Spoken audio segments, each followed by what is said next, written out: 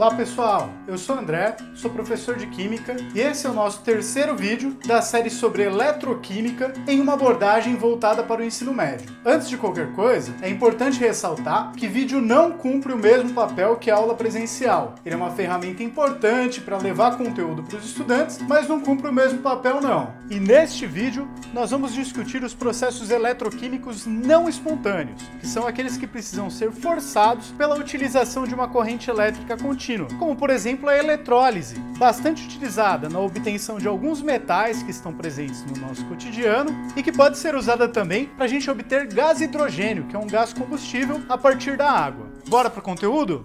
E voltando aqui à nossa discussão dos processos eletroquímicos, os processos de oxirredução, no vídeo anterior a gente discutiu os processos espontâneos, como por exemplo, aqueles que acontecem na descarga, na utilização de pilhas e baterias, assim como outros processos, como o que acontece com o ferro enquanto enferruja, ou mesmo na degradação de matéria orgânica, como micro-organismos, pelo uso do hipoclorito de sódio, presente nas soluções de água sanitária. Se você não viu esse vídeo anterior, dá um pulinho lá depois, eu vou deixar o link aqui em cima. Mas neste vídeo, nós vamos nos concentrar nos processos não espontâneos, naqueles processos que a gente precisa forçar a reação química a acontecer pelo meio da utilização de corrente elétrica. Nesses processos, nós teremos energia elétrica sendo convertida em energia química. E se os processos espontâneos que nós estudamos até agora, nessa nossa reação aqui de exemplo, eles ocorrem na direção onde o metal menos nobre perde elétrons para o cátion do metal mais nobre, se tornando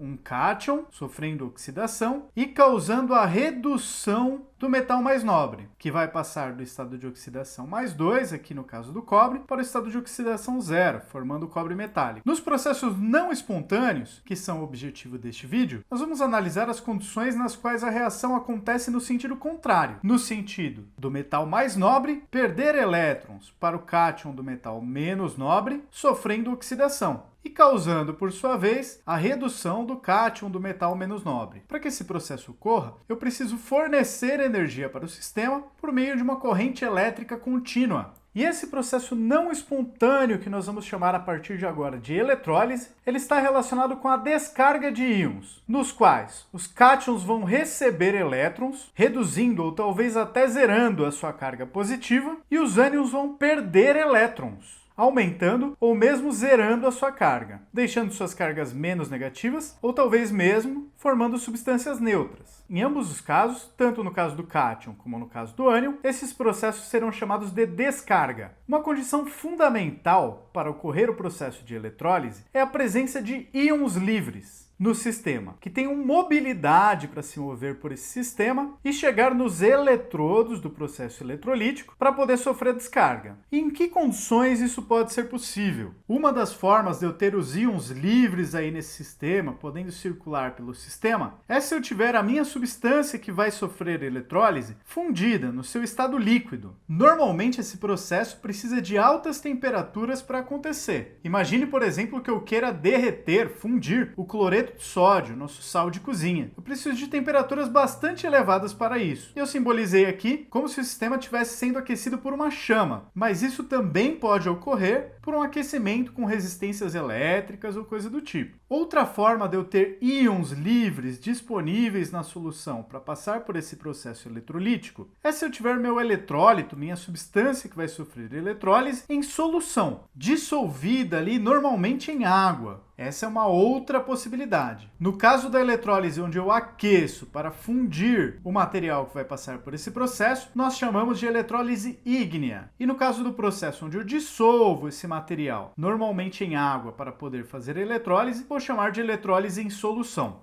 E o nome eletrólise em solução é muito mais simples de se entender. Você vai acabar preparando uma solução, uma mistura homogênea da sua substância na água e vai fazer a eletrólise nesse sistema. Já o nome ígnea, para essa eletrólise a quente, com a fusão do material que você vai fazer a eletrólise, já é um nome que pode trazer alguma confusão por aí. E eu sugiro, para que você se lembre, que você lembre da palavra ignição, que é usada para representar o início da queima de algum combustível.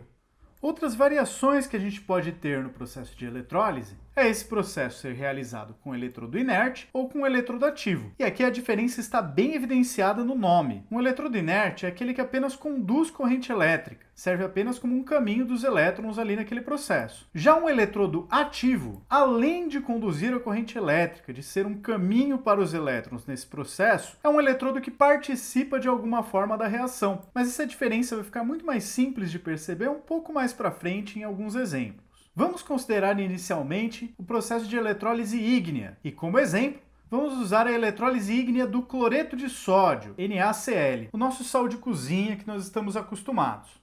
E eu vou começar falando aqui pela eletrólise ígnea, porque é um processo onde nós temos menos variáveis químicas para levar em conta do que na eletrólise em solução. É mais simples de entender, mas por outro lado, é mais difícil de fazer, já que você tem que fundir, derreter a substância, ao invés de simplesmente dissolvê-la na água.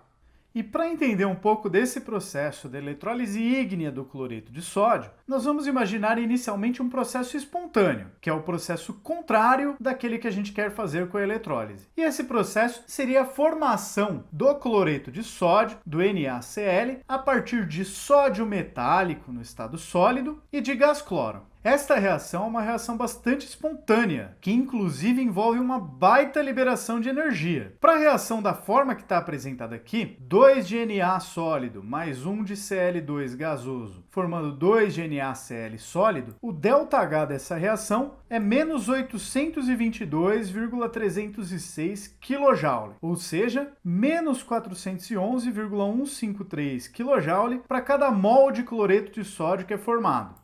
E se por um acaso você não conseguiu perceber quanta energia é isso, vamos aqui fazer uma continha rápida, comparando com a energia necessária para elevar a temperatura da água de 0 até 100 graus Celsius. A gente sabe lá da calorimetria, que a gente estuda em física, que o calor específico da água, a pressão constante, é 1 caloria por grama para cada grau Celsius de elevação da temperatura. Tá, tudo bem, esse valor na verdade varia um pouco de acordo com a temperatura, mas nós podemos considerar para esse exemplo aproximadamente constante. Mudando de caloria para joule, 1 caloria para cada grama para elevar 1 grau Celsius, equivaleria a aproximadamente 4,2 joules para cada grama elevar sua temperatura em 1 grau Celsius. Para aquecer 1 grama de água de 0 até 100 graus Celsius, a gente precisaria então de 420 joules. Para aquecer não 1 grama, mas 1000 gramas, 1 quilograma, a gente precisaria de 420 quilojoules, que é aproximadamente a energia liberada quando 1 mol de sódio metálico, por volta de 23 gramas, reage com meio mol de gás cloro, Cl2, o que daria em torno de 35 gramas e meio, formando como produto cloreto de sódio. Ou seja, uma reação que envolve 58 gramas e meio de reagentes libera energia para aquecer 1 quilograma, 1 litro de água, de uma temperatura de 0 graus Celsius até 100 graus Celsius. É bastante energia, não é?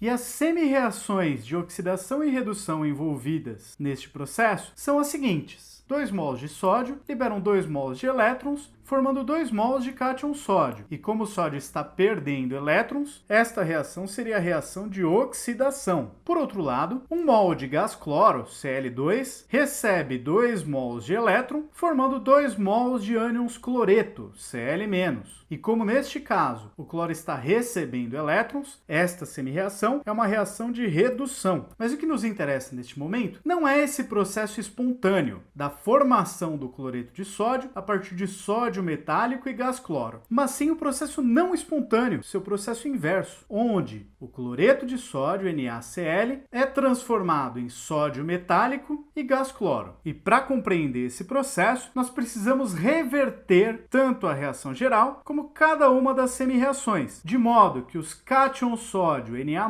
recebam de volta elétrons e os ânions cloreto, Cl-, liberem esses elétrons que eles receberam na reação direta. As semi-reações que nos interessam seriam a redução do sódio, 2 cátions sódio+, recebendo 2 elétrons e formando 2 de sódio metálico, e 2 ânions cloreto, perdendo 2 elétrons, liberando 2 elétrons e formando gás cloro. E aqui nessas reações invertidas, nós teríamos a redução do sódio e a oxidação do cloro. E se a transformação do cloreto de sódio numa reação espontânea, inclusive liberava uma grande quantidade de energia, na forma forma de calor a pressão constante, que é o nosso ΔH, a variação de entalpia da reação, a sua reação inversa não é espontânea. E neste caso precisaria receber energia na forma de calor a pressão constante para acontecer.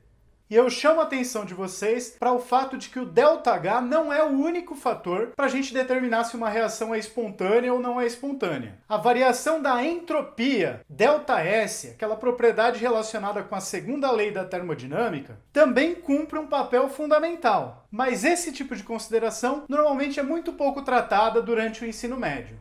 Então, para fazer esse processo de eletrólise, eu vou precisar fornecer energia para o sistema. E nós faremos isso através da passagem de corrente elétrica contínua por esse sistema. Então nós temos aqui o nosso sistema, e não se enganem pelas cores brandas aqui do desenho. Isso daqui deve estar muito quente, como representam os aquecedores aqui. De um modo que nós temos o nosso sal ali, no caso do nosso exemplo, cloreto de sódio, no estado líquido, passou por fusão. E nós vamos colocar nesse sistema 2 eletrodos. Um eletrodo que estará ligado ao polo positivo de uma fonte de corrente contínua e um eletrodo que estará ligado ao polo negativo desta mesma fonte de corrente contínua. E essa fonte pode ser o que nós chamamos de fonte propriamente dita, ou a princípio poderia ser uma pilha ou uma bateria. Não nos importa aqui qual que é a natureza dessa fonte. O que importa é que ela tem um polo negativo e um polo positivo, uma certa diferença potencial e consegue fornecer uma certa quantidade de corrente contínua. E nós vamos definir aqui como cátodo ou catódo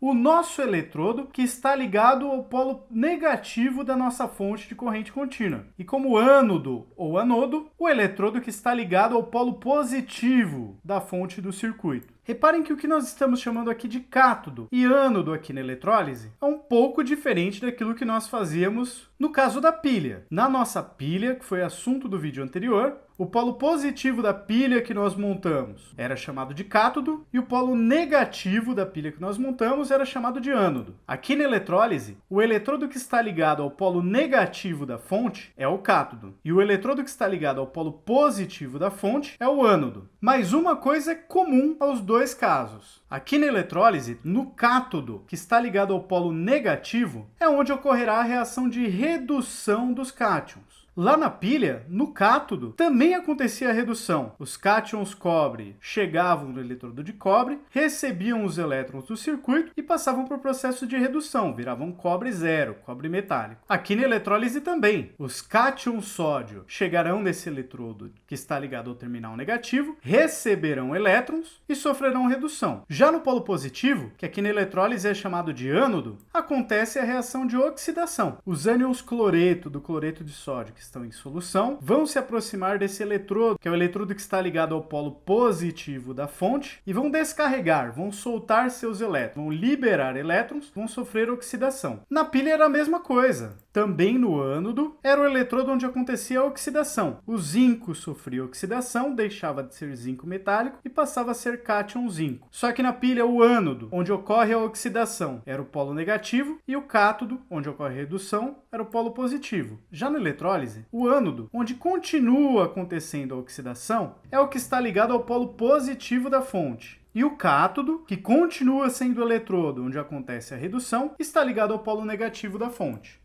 E para tentar te livrar de algumas confusões, eu peço que você pense no seguinte: quais são os íons que estão indo em direção de cada um desses eletrodos? Na eletrólise, os cátions vão em direção ao polo negativo para sofrer descarga, para receber elétrons. Já os ânions vão para o polo positivo para perder os seus elétrons ali. Na pilha, o polo negativo, que é o seu ânodo, vai sofrendo corrosão e liberando cátions. Para compensar esse excesso de cargas positivas na solução, este lado da pilha tem que atrair ânions, puxar ânions para perto de si. Já o polo positivo da pilha, o seu cátodo, recebe cátions para sofrer redução e depositar sólido metálico ali na sua superfície. Em ambos os casos, o eletrodo cátodo é para onde os cátions vão e o eletrodo ânodo é para onde os ânions vão. Isso tanto na eletrólise como na pilha. Na pilha, o cátodo é positivo e o ânodo é negativo. Na eletrólise, o cátodo é negativo e o ânodo é positivo.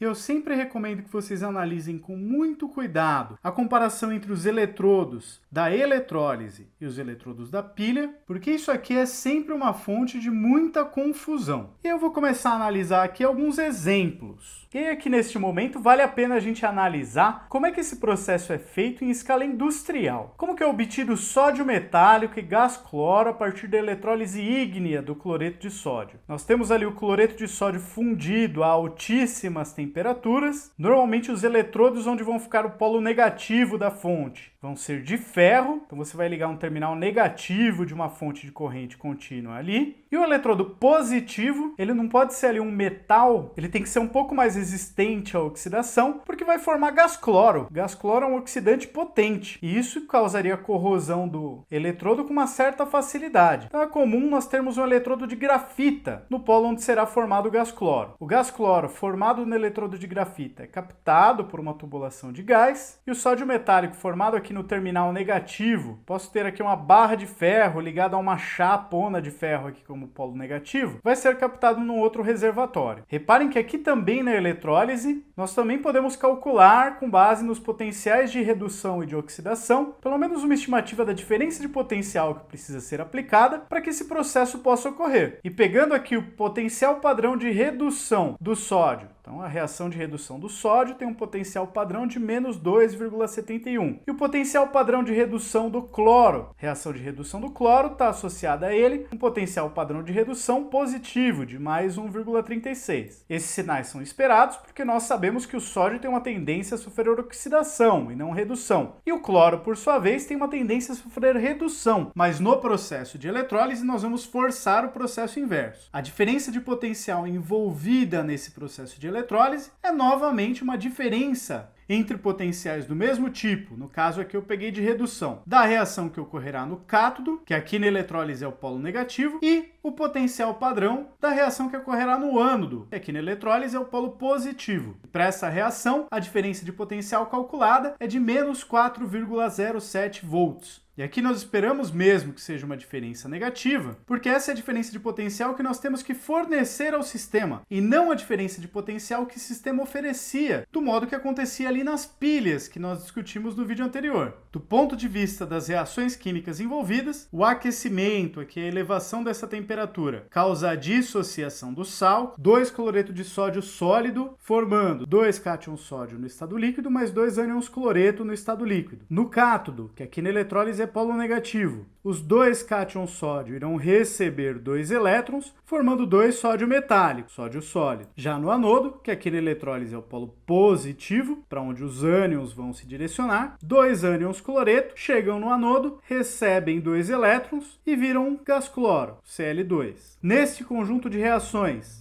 o cátion sódio da reação de dissociação se cancela com o cátion sódio da reação de redução. O ânion cloreto formado na dissociação se cancela com o ânion cloreto consumido na reação de oxidação. Os 2 elétrons liberados pelos átomos de cloro vão ser utilizados para causar a redução dos cátions sódio, então se cancela também esse efeito. E nós temos 2 de cloreto de sódio, formando 2 de sódio no estado zero de oxidação, mais 1 de gás cloro, Cl2, também no estado zero de oxidação. E essa daqui é a equação global da reação química de eletrólise ígnea do cloreto de sódio. Um outro exemplo de aplicação industrial disso é para a produção do alumínio a partir da alumina, o Al2O3, que é a substância que nós encontramos no mineral bauxita. E aqui nessa montagem industrial da obtenção do alumínio a partir da alumina, nós temos o eletrodo positivo, o ânodo, que vai receber os ânions dessa reação, como barras de carvão. E o eletrodo negativo normalmente está ligado nas paredes da própria caldeira onde é feita a reação. Lembrando que isso aqui é ainda uma eletrólise ígnea, então acontece a uma temperatura bastante alta, e o eletrólito estará fundido, estará derretido aqui dentro desse sistema. Neste sistema, os cátions alumínio vão pegar na parede do recipiente, que está ligado ali com o polo negativo, está fornecendo elétrons, e vai sofrer redução. Então o alumínio fundido escoa pelo fundo ali da caldeira. Já o oxigênio vai sofrer descarga, vai despejar seus elétrons no polo positivo, que são essas barras de carvão, o que formaria inicialmente gás oxigênio. Mas nós bem sabemos o que acontece se eu tiver gás oxigênio em contato com carvão a altas temperaturas. Vai queimar esse carvão. Então, na verdade, o gás que nós vamos coletar aqui vai ser gás carbônico, porque mal o oxigênio já foi formado, como ele é um agente oxidante potente, ainda mais nessas altas temperaturas, ele vai oxidar as barras de carvão e esses eletrodos vão sendo sacrificados aqui com o tempo. Nós temos um conjunto um pouco maior aqui de reações químicas. Uma primeira seria a dissociação da alumina. 2 mols de Al2O3 se dissociam em 4 mols de Al3+,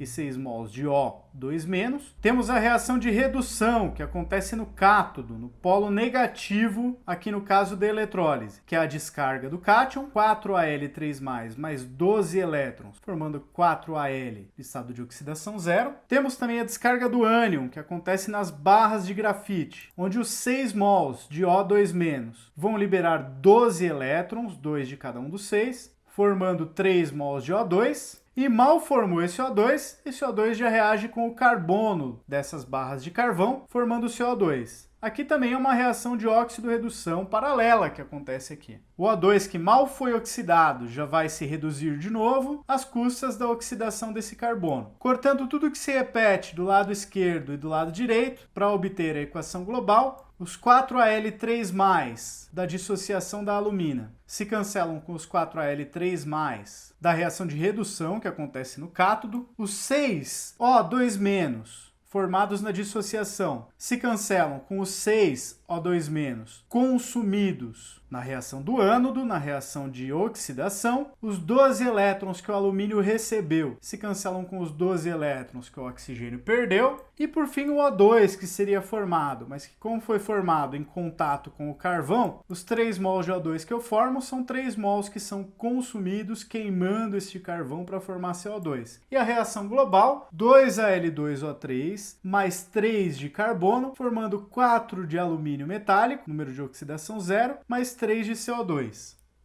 Eu acho que já dá para imaginar que esse processo gasta uma energia elétrica tremenda. Precisa aquecer para fundir a alumina e precisa de energia elétrica para fazer a eletrólise propriamente dita. E a produção de alumínio é sim uma atividade industrial que gasta muita energia elétrica e, consequentemente, tem impactos ambientais significativos. Eu vou deixar aqui o link para vocês de uma matéria no site do Ministério Público Federal, uma matéria de 2018. E essa matéria trata da extinção da licença para construir a barragem do Tijuco Alto, no interior de São Paulo, lá na região de Sorocaba. E essa barragem seria construída para produzir energia elétrica no interesse de uma única companhia de produção de alumínio, com impactos tremendos sobre a população local, sobre o patrimônio histórico e cultural e sobre o pouco de Mata Atlântica que ainda resta preservada no estado de São Paulo. Olhando os nomes de algumas cidades nos arredores, a gente já consegue ter alguma ideia da influência que essa empresa tem na região.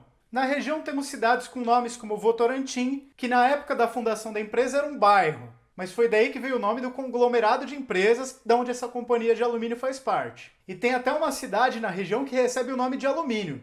Por que será, né? Pior que ainda vai ter gente que vai achar estranho alguém morar num lugar que tem nome de commodity de exportação. Falou dinamarquês, né? Falado dos casos das eletrólises ígneas, cabe também a gente falar das eletrólises em solução aquosa. E a eletrólise em solução aquosa é mais simples de fazer. Você não precisa aquecer o seu eletrólito até que ele funda. Mas, por outro lado, há mais fatores que nós temos que analisar e levar em conta para compreender o processo químico envolvido. Na solução aquosa, vai haver competição entre os íons que vão poder sofrer descarga. Na medida em que, além dos íons provenientes do sal dissolvido, no caso do NaCl, ele dissociaria formando Na+, e Cl-, também nós teríamos os íons, e aqui nesse caso eu esqueci o N, provenientes da autoionização da água. Lembrando lá de equilíbrio químico que se nós temos água, nós temos autoionização da água. Nós temos cátion H3O+, e ânion OH-. Cada um dos cátions, seja o Na+, ou H3O+, e cada um dos ânions, Cl- ou OH-, vão exigir uma voltagem adequada para sofrer essa descarga. No caso dos cátions, para receber elétrons, no caso dos ânions, para ceder os seus elétrons. Cada um tem seu próprio potencial de oxidação ou de redução. E sim, eu já aviso de antemão que tem alguns fatores que nós não vamos conseguir cobrir na nossa discussão, mas o principal fator envolvido tem a ver com como aquele íon,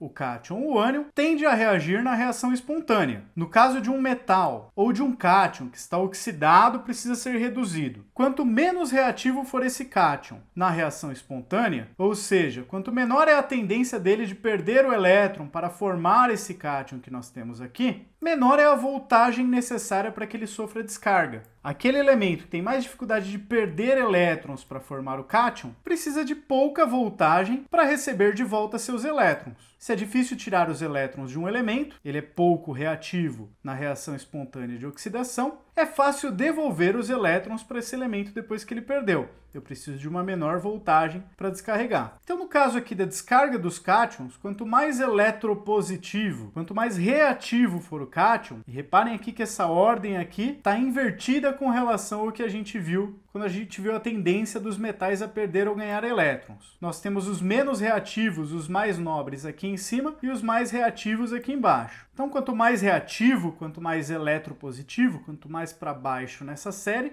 maior é a tendência a perder elétrons quando você tem um metal não oxidado. E menor é a tendência a receber os elétrons depois que perdeu. Então, os metais alcalinos e alcalino-terrosos ali, e o próprio alumínio, vão precisar de uma voltagem muito alta para receber de volta os seus elétrons, já que eles perdem com facilidade. Já os metais mais nobres, como ouro, prata, platina, mercúrio, cobre, que não perdem seus elétrons com tanta facilidade na hora de sofrer oxidação, vão precisar de uma voltagem mais baixa, é mais fácil fazer eles ganharem os elétrons de volta. Então, quanto mais nobre o metal, mais fácil ele sofrer descarga, mais fácil ele receber de volta os elétrons perdidos. Quanto menos nobre o metal, mais difícil ele sofrer descarga, mais difícil ele pegar de volta os elétrons perdidos para formar o átomo neutro. E se vocês repararem, o hidrogênio, que aqui está representado pelo seu cátion H3O+, ele está numa posição um pouco diferente da ordem de reatividade que nós vimos para a reação espontânea. Na reação espontânea, na reatividade dos metais, o hidrogênio estava aqui entre o ferro e o cobre. Abaixo dele eram só os nobres mesmo, né? Cobre, mercúrio, prata, paládio, platina e ouro. Já que na hora de sofrer a descarga, na hora da eletrólise, o hidrogênio perde algumas posições. Então, alguns outros metais, que não são nem tão nobres assim, acabam passando na frente dele na hora de receber elétrons, de sofrer a descarga na eletrólise. Isso acontece, dentre outros motivos, porque quando o H3O+ descarrega, quando o H3O+ recebe elétrons formando H2, esse H2 formado ele fica aderido, em alguma medida, ali no polo negativo, no cátodo onde ele recebeu os elétrons, o que causa um certo isolamento da corrente elétrica, causa uma certa dificuldade para a passagem da corrente elétrica. Por isso, na hora de fazer a redução do hidrogênio, que vai formar H2, hidrogênio gasoso, por meio da eletrólise, você precisa de uma voltagem extra, de uma sobrevoltagem, para que você consiga continuar descarregando cátions H3O+ ali naquele eletrodo, para quebrar aquela barreira de potencial elétrico que é formado ali pelo gás hidrogênio formado. Então, a descarga de cátions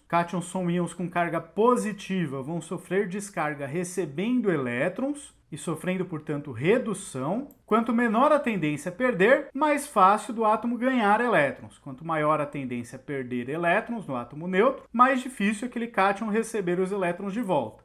É aquela velha história que todo mundo já conhece. O pobre perde com facilidade, e para ganhar de novo é muito difícil. Já o nobre não perde tão fácil assim não. E por outro lado, ganha muito fácil. Poxa, quase cabia um chibom-bombom aqui, hein?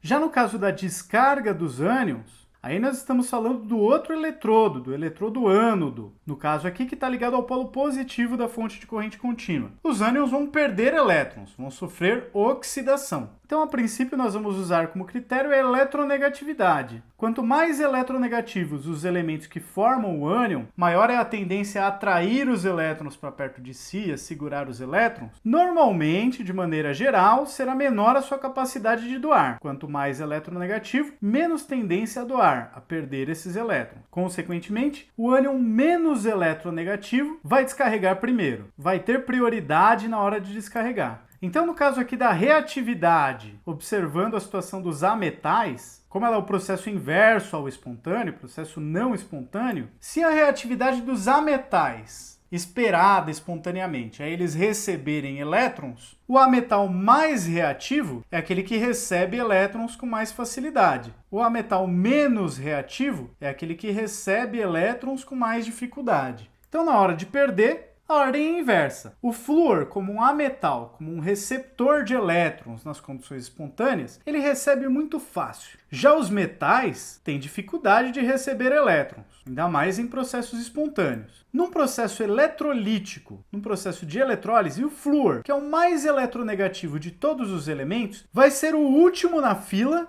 na hora de perder elétrons. Ele ganha com facilidade, ele vai ser o último na hora de perder elétrons. Já os elementos um pouco menos eletronegativos do que ele, vamos pegar, por exemplo, o iodo. Ele também é um ganhador de elétrons, também ganha elétrons espontaneamente, mas é menos ganhador de elétrons do que o flúor. Mas na hora de sofrer descarga, na hora de perder o elétron do ânion iodeto e menos, o iodo perde primeiro do que o flúor. Ele perde mais fácil. É mais difícil ele ganhar, e, consequentemente, ele perde mais fácil. Se eu tivesse um metal que, por algum motivo, tivesse ganhado elétrons em alguma situação, na hora da eletrólise ele ia estar lá no comecinho da fila. É tão raro um metal ganhar elétrons, mas na hora de perder ele perde facinho. Se a gente faz uma análise por partes aqui, dessa tendência a partir da eletronegatividade, da tendência de perder ou ganhar elétrons, o flúor e o próprio oxigênio vão estar no fim da fila. Vai ser difícil fazer eles perderem esses elétrons aqui. Se eu tenho um ânion composto, um ânion do oxigênio com algum outro elemento químico. Todos os ânions compostos, onde o oxigênio está ligado a algum elemento mais eletronegativo do que o H, que são diversos elementos ali, também vão estar ali no fim da fila. Então, os ânions oxigenados, onde o oxigênio está ligado a algum outro elemento com menor tendência ao oxigênio a perder elétrons, vão estar ali no fim da fila. Já o OH, a gente vai deixar ele também num ponto de divisão aqui. Vamos deixar ele como critério de quem tem tendência maior a ganhar ou tendência a perder. Então, a maioria dos oxigenados, que é com elementos mais eletronegativos do que H, tem menor tendência a perder esses elétrons, com exceção do HSO4-. Mesmo porque o enxofre nem é tão eletronegativo assim, está só um pouquinho acima do H, e ainda tem um hidrogênio aqui nesse meio. Já os outros ânions não oxigenados, tem cloro, nitrogênio, bromo, iodo, enxofre, vão estar ali mais na frente da fila, vão perder elétrons com mais facilidade, porque são compostos por átomos que não têm uma tendência a segurar esses elétrons tão firme. Então o flúor está lá, no fim da fila, invicto, não quer perder esse elétron de jeito nenhum. Na frente dele vem os ânions oxigenados que têm tendência a segurar elétrons também. Então vão estar lá no fim da fila também, segurando esses elétrons para não perder. Dentre os oxigenados, o menos favorecido é o OH, que tem o oxigênio, mas é o oxigênio ligado a um átomo que não segura tantos elétrons assim. O único oxigenado que está na frente ainda do OH, que perde elétrons mais fácil, é o HSO4-.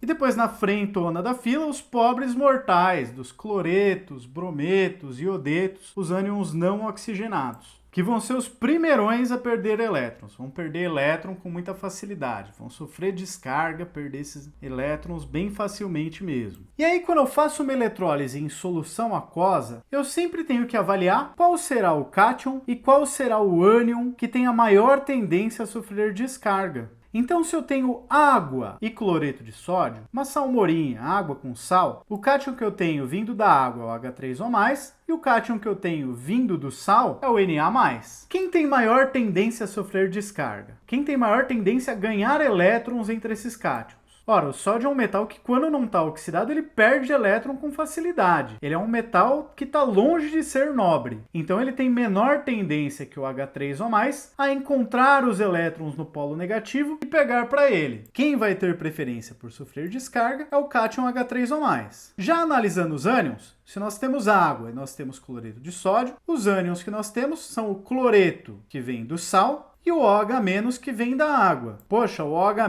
é um ânion oxigenado. Ele tem aqui nele o segundo elemento mais eletronegativo da tabela periódica. Tá certo que tem um hidrogênio aqui junto com ele que não faz muita coisa para segurar o elétron, mas é um ânion que tem uma tendência razoável. Ele é o nosso marco de divisão dos ânions que perdem o elétron com facilidade e dos ânions que não perdem o elétron com facilidade. Já o cloreto é um ânion não oxigenado. É um pobre mortal que está lá na frente da fila para perder o elétron. Então, neste caso, o ânion que tem a maior tendência a descarregar, a perder seu elétron, é o ânion cloreto. Montando as equações químicas envolvidas, nós temos primeiro a dissociação do cloreto de sódio, 2 de NaCl sólido se dissociam em 2 de Na mais aquoso, mais 2 de Cl menos aquoso. Além disso, nós temos também a autoionização da água. Então, a princípio, antes de cancelar tudo aqui, nós temos 4H2O líquido se dissociando, se autoionizando, em 2H3O mais aquoso, mais 2OH menos aquoso. Qual é a reação que vai acontecer no ânodo? O ânodo é o eletrodo para onde vão os ânions. Os ânions vão para o polo positivo na eletrólise. A reação que vai acontecer no ânodo, no polo positivo da eletrólise, é a reação do seu ânion que tem maior tendência a perder elétrons, a descarregar. No caso, o ânion cloreto. 2Cl- aquoso vão liberar 2 elétrons, perder 2 elétrons, formando 1 de Cl2, gás cloro. E qual é a reação que vai acontecer no cátodo? O cátodo é o eletrodo para onde vão os cátions, que é o polo negativo do sistema de eletrólise. A reação que vai acontecer no cátodo, no polo negativo, que é a reação onde algum cátion vai receber elétrons, vai ser a redução do H3O+, que tem maior tendência a descarregar, que neste caso dos cátions é receber elétrons, do que o cátion Na+.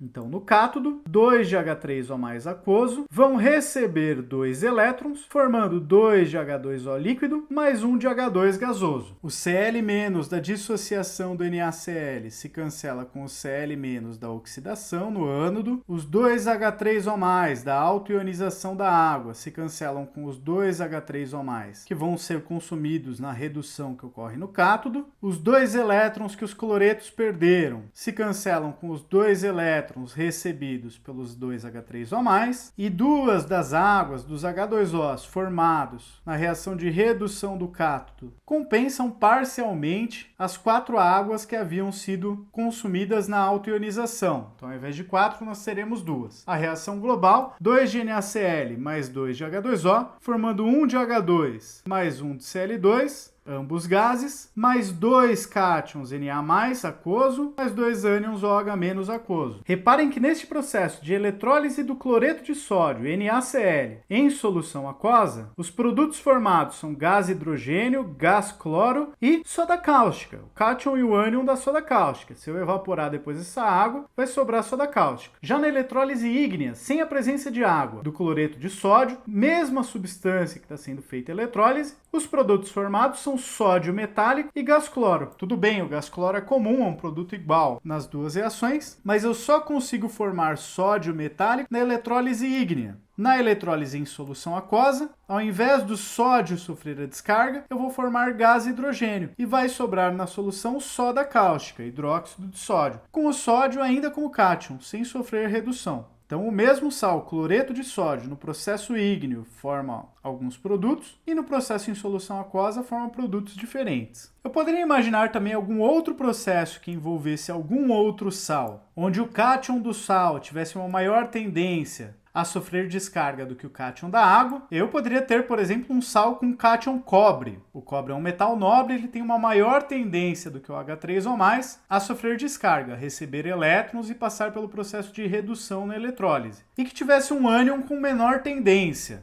a sofrer descarga. Por exemplo, o ânion fluoreto. O flúor é o elemento mais eletronegativo, ele muito dificilmente vai perder seus elétrons para sofrer oxidação. E aí o ânion que sofreria oxidação seria o ânion da água, ao invés do fluoreto. E aí, neste caso, eu teria como reação de redução, a reação do cátodo, a redução do cobre, como reação de oxidação, a reação do ânodo. Aí sim a oxidação do OH-, então ia sobrar o cátion H3O+, e o ânion F-.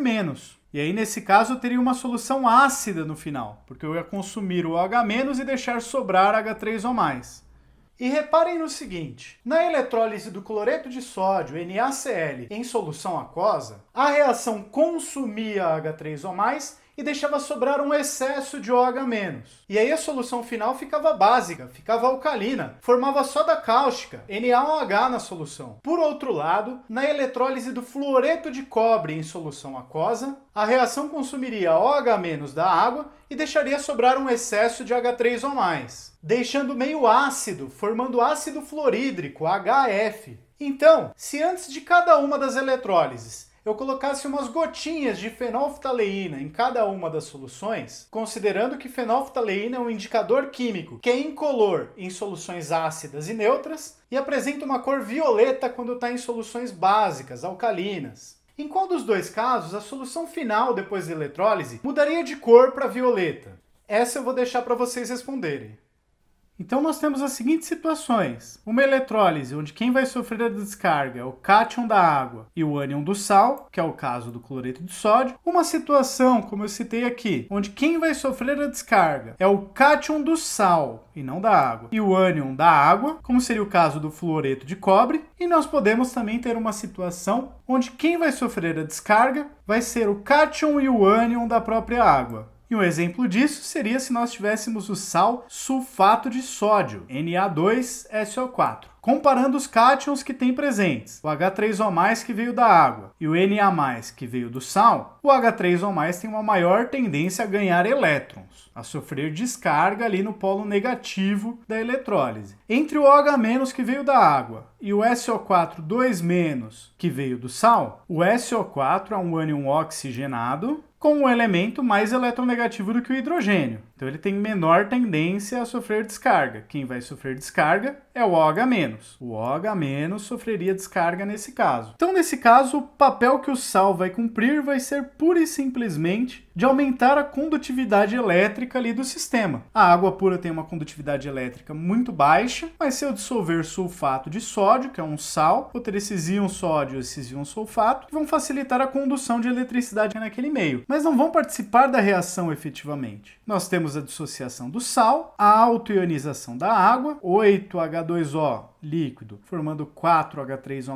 mais 4OH-. Reparem que a quantidade de águas aqui eu posso colocar qualquer uma. No ânodo, que é o eletrodo dos ânions, ocorrerá a oxidação, a descarga dos ânions perdendo elétrons. Então o ânion que vai sofrer oxidação é o OH-. 4OH- libera 4 elétrons para o sistema elétrico, formando 2H2O mais 1 de O2, gás oxigênio. E no cátodo, onde os cátions vão sofrer descarga, recebendo elétrons. No caso, os cátions H3O+. Nós temos 4 de H3O+ aquoso, recebendo 4 elétrons do sistema elétrico e formando 4H2O líquido mais 2H2 gasoso. Na hora de somar essas equações químicas, os 4OH- formados na autoionização da água se cancelam com os 4OH- consumidos no ânodo, na oxidação. Os 4H3O+, produzidos na autoionização da água, se cancelam com os 4H3O+, consumidos na reação do cátodo, na reação de redução. Os 4 elétrons que o oxigênio perdeu se cancelam com os 4 elétrons que os hidrogênios ganharam. As 2 águas formadas na oxidação, mais as 4 águas formadas na redução, compensam parcialmente as 8 águas consumidas na autoionização. Vão sobrar só 2 na reação global. E a reação global fica a seguinte: 2H2O líquido, formando 2H2 gasoso, mais 1O2 gasoso. Se eu quiser, eu posso até escrever aqui embaixo que continua existindo essa dissociação do sal. Um Na2SO4 sólido formando 2Na+ aquoso, mais um SO4 2- aquoso. Mas reparem que isso aqui não interfere em nada. Essa reação aqui de dissociação do sal não participa em nada do processo eletroquímico aqui envolvido. Então a reação global, de fato, é essa reação da eletrólise completa da água. Só para falar rapidinho de algumas aplicações práticas desse processo de eletrólise, bastante interessantes, vou falar do processo de eletrólise de purificação, onde nós temos um eletrodo ativo. O eletrodo participa da reação, não é só um caminho para os elétrons ali. E uma possibilidade desse processo é na purificação de cobre. Se eu tenho cobre metalúrgico, um cobre impuro, e eu quero obter um cobre de um alto grau de pureza, eu posso usar um processo de eletrólise para fazer isso. Eu vou ligar ao polo positivo de uma fonte de corrente contínua um eletrodo onde eu vou colocar o meu cobre impuro e no polo positivo eu boto ou uma barra de platina ou um pedacinho de cobre puro. Tem que ser algum metal com baixa tendência a perder elétrons aqui. Conforme eu ligo essa corrente elétrica, ligo essa fonte de corrente contínua nesse sistema, o polo positivo da minha fonte de energia elétrica vai forçar para tirar elétrons aqui dessa barra de cobre impuro. Consequentemente, Esse cobre aqui da barra vai tender a perder esses elétrons e sofrer oxidação, passando de cobre sólido para cobre em solução, cobre 2+. No outro eletrodo, o eletrodo que está ligado ao polo negativo da minha fonte de corrente contínua, tem uma disponibilidade de elétrons aqui, que vão poder ser captados por esses íon cobre que agora estão aqui em solução, que vão sofrer redução e se depositar aqui nesse eletrodo negativo, no cátodo dessa minha eletrólise. Uma série de impurezas que também vão sofrer a oxidação aqui no anodo, mas que não vão ter a mesma tendência que o cobre, que é um metal nobre, a sofrer a redução aqui no cátodo, no polo negativo, vão se depositar no fundo do recipiente. E com isso, eu obtenho um cobre metálico purificado a partir de um pedaço de cobre impuro, cobre metalúrgico que eu tinha disponível. Evidentemente, gastando, é claro, um pouco de energia elétrica aqui nesse processo de eletrólise. Do ponto de vista da reação global, na hora que a gente faz o balanço da reação de oxidação, cobre sólido formando cobre 2+, mais 2 elétrons, a reação que acontece no ânodo, em que o cobre que está numa mistura aqui, está impuro, está sendo oxidado e passando para a solução. E a reação de redução, onde o cobre 2+ da solução capta 2 elétrons aqui no cátodo, no polo negativo, formando cobre metálico, sem carregar as impurezas. Quando eu somo as duas equações químicas, o cobre sólido da primeira com o cobre sólido da segunda vai embora, o cobre 2+ da primeira, que está nos produtos, com o cobre 2+ da segunda, que está nos reagentes, vai embora. 2 elétrons foram perdidos pelo cobre na primeira reação, 2 elétrons foram ganhos pelo cobre na segunda reação. Todo mundo cancelou todo mundo. Então essa reação de purificação a partir da eletrólise, na verdade, não tem uma reação global, né? As duas reações parciais em um polo e em outro polo se cancelam. O efeito químico global que nós temos aqui é só a separação de misturas mesmo. Outro exemplo, que também tem uma reação global que dá zero, é o que é usado nos processos de galvanoplastia, onde eu vou querer criar uma camada de um determinado metal sobre um certo objeto. Por exemplo, aqui uma chave. E nesta reação nós teremos aqui também um eletrodo ativo, que no caso será uma placa de cromo, porque nós vamos cromar essa chave aqui. E eu vou ligar o polo positivo nessa placa de cromo, que vai ser um eletrodo ativo, que vai participar da reação. E o polo negativo eu vou ligar na peça que eu quero cromar, no caso essa chave aqui. Ao ligar o circuito elétrico, no ânodo, aqui no polo positivo, ele vai tirar elétrons da chapa de cromo. Consequentemente, o cromo sofrerá oxidação. Portanto, eu tenho cromo sólido formando cromo 3+ e liberando 3 elétrons para o circuito elétrico. E esse cromo 3+ formado sai da placa e passa a fazer parte da solução. É um cátion. Já na chave, que está ligada ao polo negativo do circuito, portanto tem uma oferta de elétrons aqui disponível, vai acontecer a reação de redução. A chave está funcionando como cátodo nesse processo. O cromo 3+ que estava em solução vai ser atraído em direção a essa chave, que está funcionando como eletrodo aqui, e vai receber 3 elétrons. Cada crômio 3+ mais 3 elétrons forma crômio sólido, depositando crômio metálico na superfície desse metal. E é esse o processo eletrolítico para eu fazer, por exemplo, uma niquelação, uma cromação, uma prateação ou uma douração, onde eu vou depositar aqui esses metais na superfície de uma outra peça que está servindo como eletrodo, em sacrifício de uma outra chapa de metal que eu usei no eletrodo ânodo, no eletrodo onde ocorre a oxidação. E para fechar mesmo, é o momento da gente matar a saudade da nossa famosa estequiometria.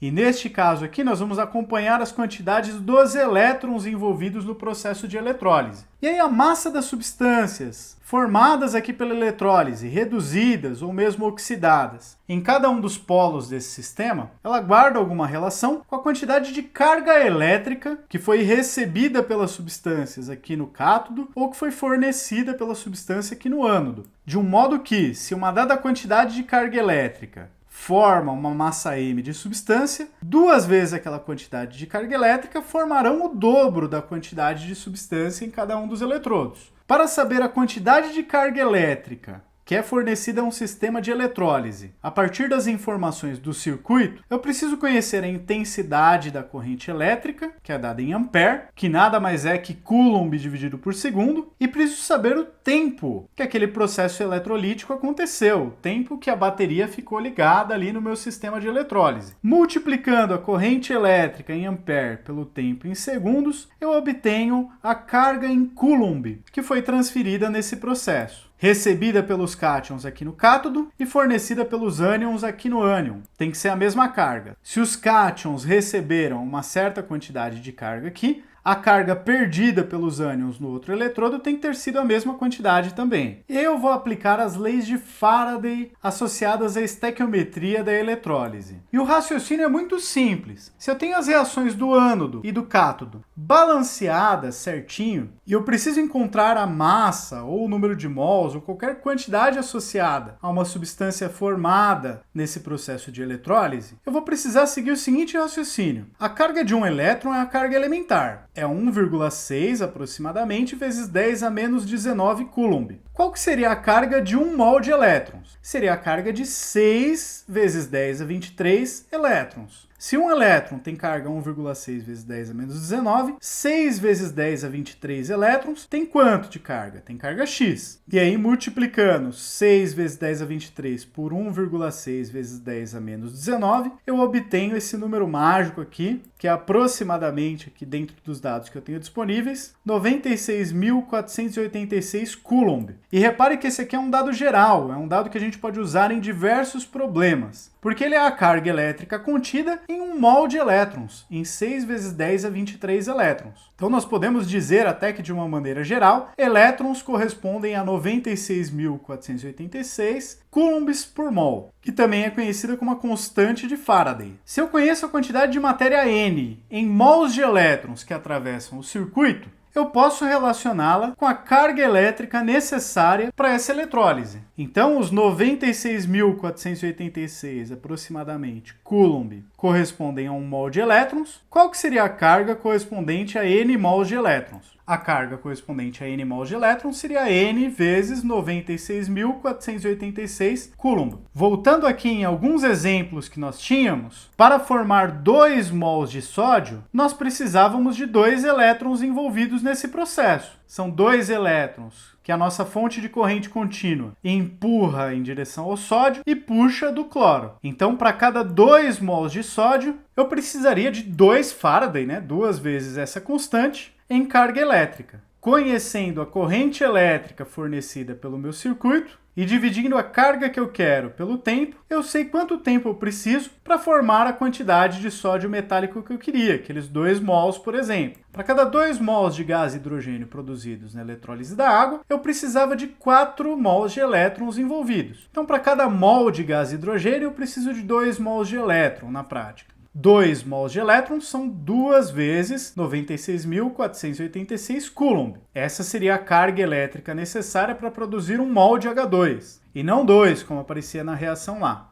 Sabendo qual que é a carga necessária e conhecendo a minha corrente elétrica do sistema, eu sei quanto tempo eu preciso manter a bateria ligada para produzir esse mol de gás hidrogênio pela eletrólise. Para purificar 1 mol de cobre, fazendo ele migrar do cobre impuro para o eletrodo com o cobre puro, eu preciso de 2 mols de elétron. A carga para purificar 1 mol de cobre é 2 vezes 96.486 Coulomb. A carga dividida pela corrente que eu tenho dá o tempo necessário para purificar cada mol de cobre pelo processo eletrolítico. Se eu quero depositar 1 mol de cromo nesse processo de galvanoplastia, vou até aproveitar aqui porque eu não cancelei a equação para mostrar que ela é 0 igual a 0. Para cada mol de cromo eu tenho 3 mols de elétrons envolvidos. 3 mols de elétron dão uma carga elétrica de 3 vezes 96.486 Coulomb. Dividindo esta carga pela corrente elétrica que eu tenho no sistema, eu tenho o tempo necessário para depositar 1 mol de cromo nesse processo eletrolítico. Lembrando que a gente sempre pode relacionar as nossas quantidades em mol com quantidades em massa, e mais raramente a gente tem interesse também em número de átomos reduzidos ou oxidados. A partir destas informações que nós temos aqui, nós podemos fazer qualquer cálculo estequiométrico envolvido com esses processos de eletrólise. Bom, pessoal, é isso aí. Eu espero que vocês tenham gostado. E logo logo eu vou lançar por aqui uma série de vídeos sobre química orgânica, também numa abordagem voltada para o ensino médio. Muito obrigado pela atenção, fiquem de olho nos próximos vídeos do canal e até mais!